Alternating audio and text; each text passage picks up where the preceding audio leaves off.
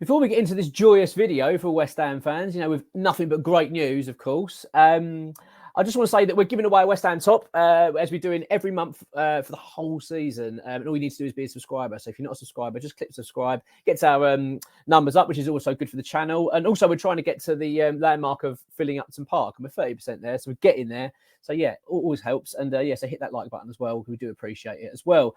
On to West Ham then. I mean, bloody hell. Do you know what? I said this. I kind of feel like this is my fault, right? I feel like I owe everyone an apology because I said about 2 or 3 weeks ago that we're doing quite well this season with injuries. That it's been pretty good. Apart from Mikel Antonio, we haven't really had many injuries. We've been pretty good. And I think I gave it the kiss of death because, typically when it comes to West Ham, when it rains, it pours. Like now we're just having and let's get it straight. We are in an injury crisis. That is what's happening at the moment. We've gone from a team that's been pretty solid throughout, where you'd thinking maybe just a couple of additions this January is all we need, 1 or 2, and we'll be okay to push on.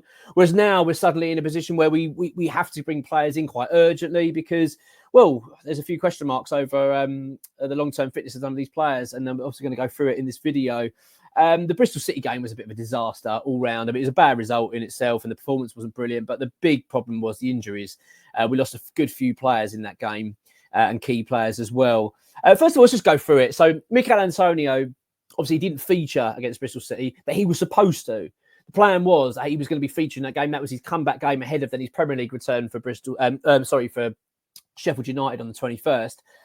And look, it's not a disaster losing Antonio because we've been without him for a little while now and we've been doing all right. So it's not as if we were absolutely desperate to get him back, but it's good it would have been much better to have him back because it's another option. And the fact we've been relying so heavily on Jarrod Bowen, and as we've seen with Divine Mubama, especially in that game, that he's not really the answer. He's not someone we can just depend on if something goes wrong up front. He's just not quite there yet. He looks like a player that could do with a loan. That's just my opinion anyway.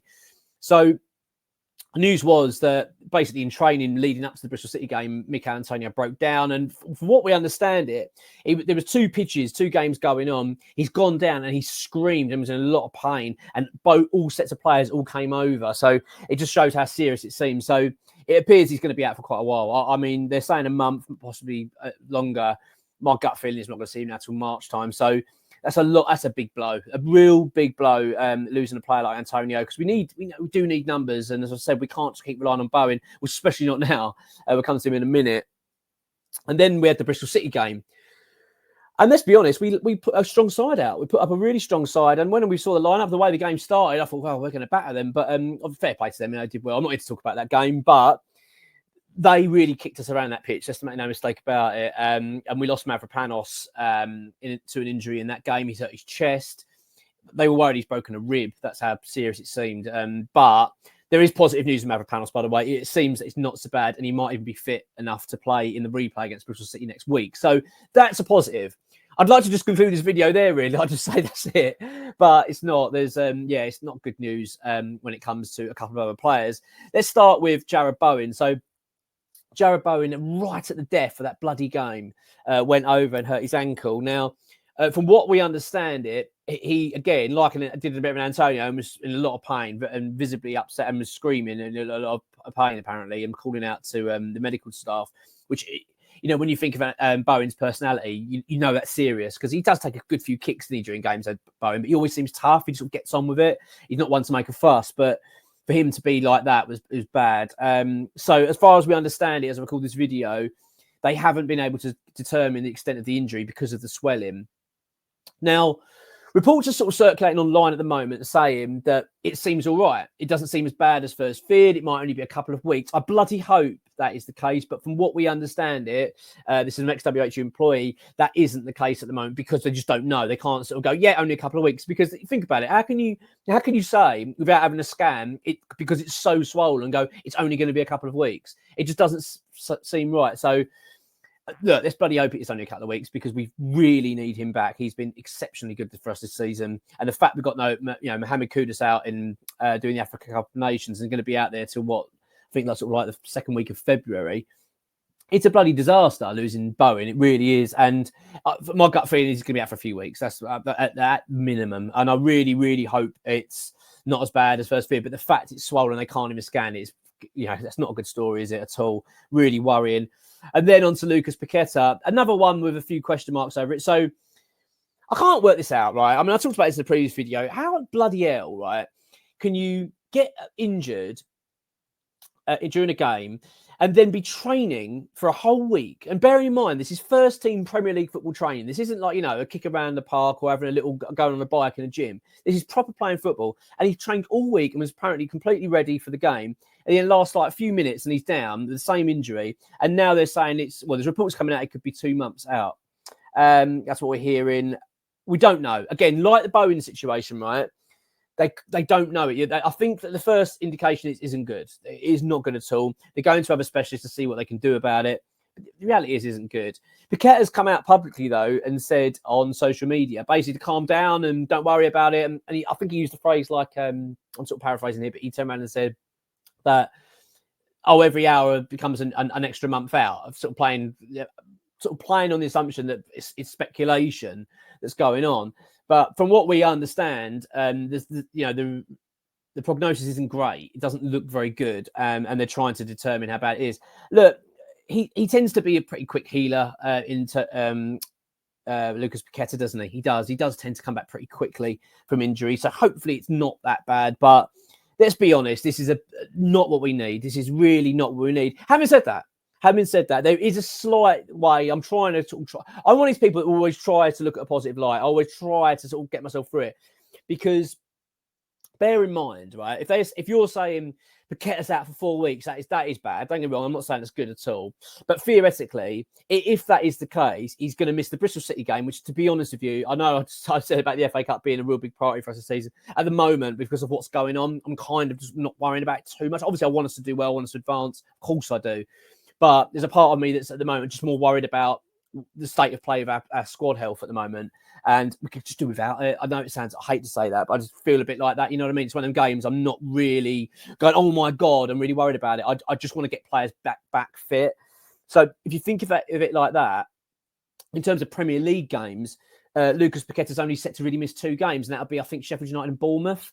So he might be back for the Man United Arsenal game. So it might, when you think of it like that, it might not be that bad. And if you bear in mind, then if let's just say Bowen and say 2 or 3 weeks, then he might only miss 1 or 2 games as well. You know what I mean? Maybe even only 1 or maybe none.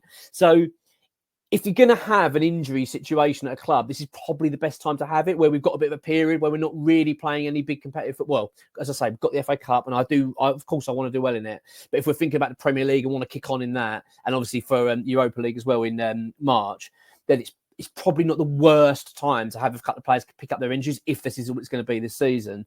But let's make no mistake, this is putting a lot of pressure on the football club to deal with this, because we've got to get this sorted out. We're in a January transfer window now, where suddenly it's not a case of, well, let's see what's about and see what we can do. We desperately need now to get some reinforcements in. We've got players leaving as well.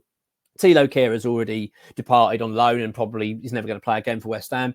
And then you've got Saïd Benrahma, looks close to leaving. I think he's going to, rumours he's going back to Brentford. I think they're quite keen on him. I think Leon are very keen as well. So it looks like Benrahma could be on his way. Look, it's not ideal. I can't believe I've got to say this, though, right? I can't believe the update we've got from XWHU employee today. I just can't believe I've got to beat it, but it looks like Jesse Lingard's been linked with a return to West Ham again. I mean, this has got to be now, the 5th window? I think we've talked about this. It must be, mustn't it? It must be about that, because you consider there's 2 a year. It's got to be around that. Maybe 6. I don't know. Window talking about Jesse Lingard. I don't want to spend much time talking about him, really, because I'm not. I just can't, I'm a bit drained talking about the bloke. I've just done it to death, haven't we? But he is apparently being linked to a return. He's currently doing warm weather training, and he's doing it with Pablo Fornals, would you believe? So the rumours are rife at the moment that, and well, it's come from X as well. The club are considering a short-term offer for him to come back in to bolster the squad. Look, I'm not going to say that it'd be horrendous, the worst thing in the world. I've kind of moved on from it now. Do you know what I mean? It's like he hasn't played all that time. Bearing in mind, before the start of the season, he was training with West Ham, trying to build up his fitness to earn a contract, and he didn't do that. He then buggered off to the Saudis to try and get a gig out there. He ain't done that. And now he hasn't got a club, you know what I mean? And so you're thinking, well, if he wasn't bloody ready in the summer, how's he going to be ready now? I just don't quite get it. But we are being linked with him again. I don't really know what to say about it, really. Honestly, I can hear the sighing. I mean, as I'm saying, I'm hearing people go, "Oh, for God!" Like it's almost like, oh, I don't know, like being in a bloody time machine and talking about it's like the same old crap again, just rinse and repeat. But it is what it is. Look, Lingard being linked again with West Ham, it's just inevitable, isn't it? It feels like this every window we're going to keep being linked with him. Look, it could happen this time. Who knows? But let's get it straight. West Ham have got an injury crisis to deal with at the moment. Real worry. But there is some sort of positives you can sort of drag from it a little bit. One, it means that the club have got to act in the January transfer window, which I really want them to anyway, regardless of the injuries. I don't want to keep going into the second half of the season and we kind of go, I'll just wait till the summer. Let's not bother. Because we want that push. Look at Tottenham. Tottenham are doing better than us, and they're strengthening. Do you know what I mean? They're cracking on and wanting to add to their squad because they want to push on. They're seeing the lights of the Champions League. They think we want a bit of that next season. I want West Ham to have that ambition. I want us to go. Let's go for it. Why do we always sort of go, oh, no, let's leave it and see what we got? We haven't got enough. We clearly haven't got decent depth in this squad. We haven't got the quality there. So I'd like the club to invest in it. And maybe that this injury situation has prompted that. It appears that is the case, that West Ham now are looking to strengthen. I mean, with Jesse Lingard, I mean, bloody hell. But who knows? He was great for us once upon a time. So who's to say it won't happen again? Maybe it will. But it is where it is at the moment in terms of the injuries. To say Mavropanos is the positive one. Looks like he's going to be back. Jarrod Bowen and Paqueta are obviously the key ones for us. And they're the ones that have got big question marks over it. I really am hoping that when I do a video tomorrow, or whenever it's going to be, when we get the proper update of this, it's going to be positive news. I'm really keeping my fingers and toes crossed. But yeah, let's do that. Come on, you irons.